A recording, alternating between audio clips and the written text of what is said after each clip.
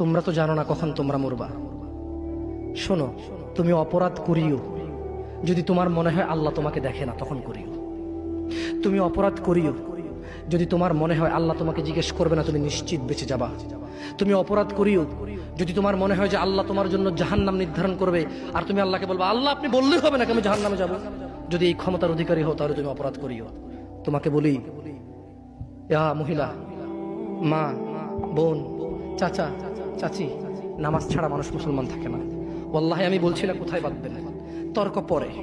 আমি বলছি আপনি নামাজটা স্টার্ট করেন। আমি বলছি না যে তারা ওই 20 রাকাত পড়বেন না 8 রাকাত পড়বেন। আমি বলছি যে আপনি পড়েন, 2 রাকাত হইলেও পড়েন। আমি বলছি যে আপনি ঈশার নামাজ 15 রাকাত দরকার নেই, আপনি শুধু 4 পড়েন। আমি কি বলছি সুন্নত বাদ দিতে? আমি বলছি যে তুমি পড়ছো না, শোনো, ভয় পেও না। ঈশার নামাজ 15 রাকাত তোমার উপরে ফরজ নয়। আমি তোমাকে না করছি না 15 রাকাত পড়তে।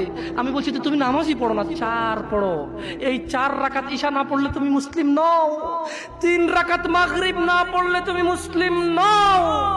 4 রাকাত আসর না পড়লে তুমি মুসলিম নও। দেখো, আমাকে দোষ দিও না। বুখারী খোলো, সালাত অধ্যায়ে যাও, আযান অধ্যায়ে যাও। আল্লাহর নবী বলেছে তারা ওরা কাফির, ওরা মুশরিক, ওদের আর আমি মুহাম্মদুর রাসূলুল্লাহ সাল্লাল্লাহু আলাইহি ওয়াসাল্লামের উম্মতের মধ্যে পার্থক্য হচ্ছে নামাজ।